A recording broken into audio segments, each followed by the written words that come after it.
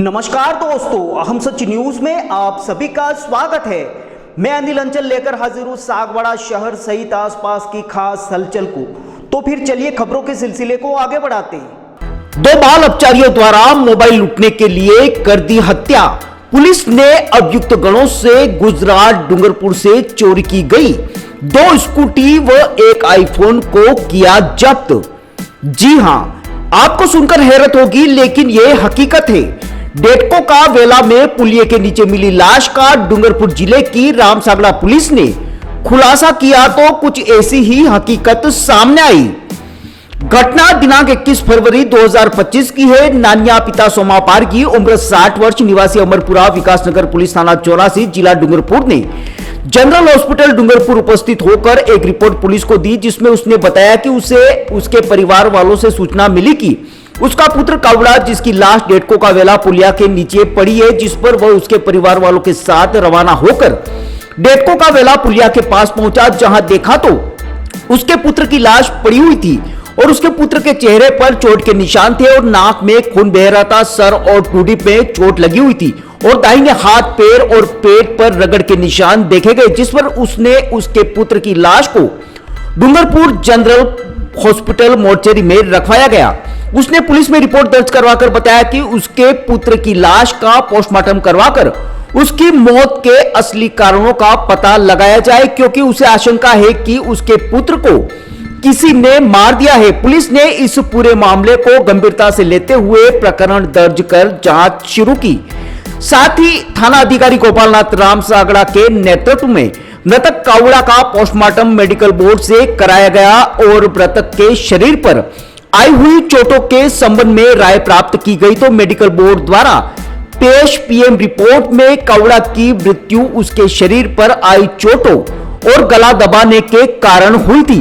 मृतक के साथ घटित हुए अपराध के संबंध में पुलिस को 2 विधि से संघर्षरत बालक की भूमिका संदिग्ध पाई जाने से दोनों को डिटेन कर मृतक का कावड़ा की मृत्यु के संबंध में पूछताछ की गई। तो बाल अपचारियों ने पुलिस को बार बार तथ्य बदलकर अनुसंधान की दिशा से भटकाने का भरपूर प्रयास किया, जिनको मनोवैज्ञानिक तरीके से परंपरागत पुलिसिंग से अनुसंधान किया गया। तो बाल अपचारियों ने अपने द्वारा किए गए जुर्म को स्वीकार किया, जिस पर बाल अपचारियों को निरुद्ध किया जाकर बाद में आवश्यक अनुसंधान के लिए संबंधित न्यायालय में पेश किए गए।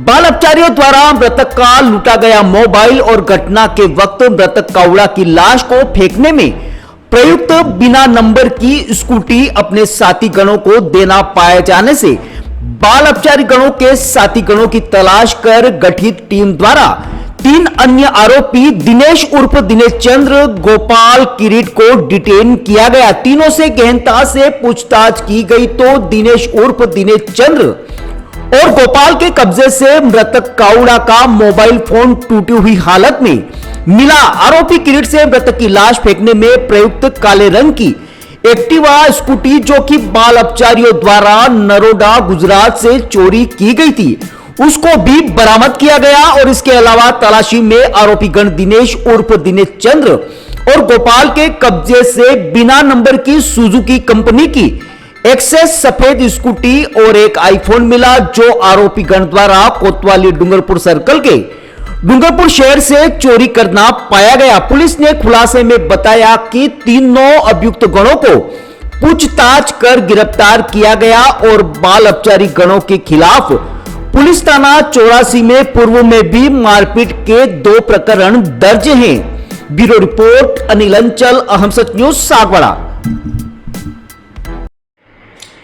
दिनांक 21 फरवरी 2025 को पुलिस थाना रामसागड़ा के डेटको का वेला में एक डेड बॉडी मिली थी, जो कि टोटली ब्लाइंड मर्डर था।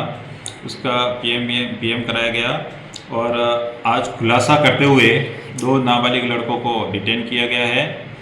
और नाबालिग को बचाने के लिए उनके दोस्तों ने जो सबूत नष्ट कर दिए थे, तो सबूत नष्ट करने के आरोप में दोनों नाबालिगों के 3 अन्य दोस्त थे, उनको भी गिरफ्तार किया गया है।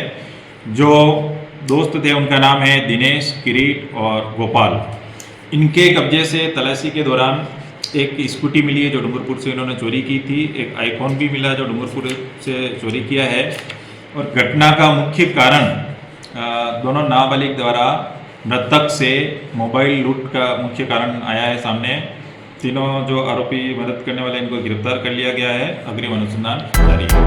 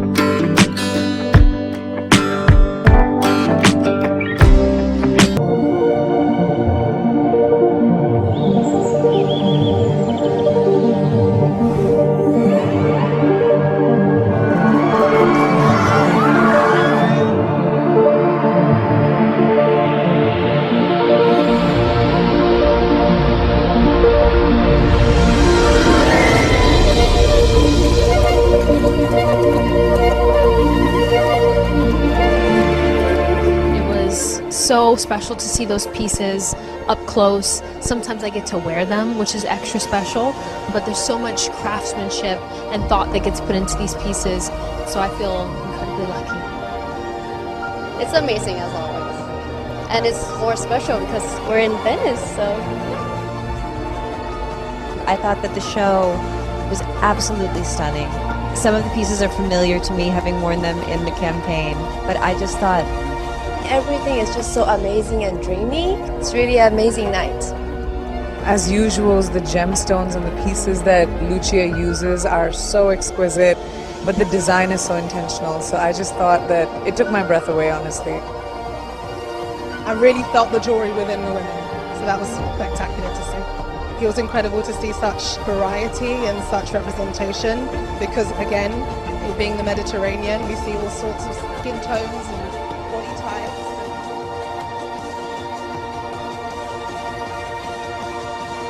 तो फिर अब मुझे दीजिए इजाजत, हम फिर मिलेंगे ऐसी खास और अहम खबरों के साथ। तब तक के लिए जय हिंद, जय भारत।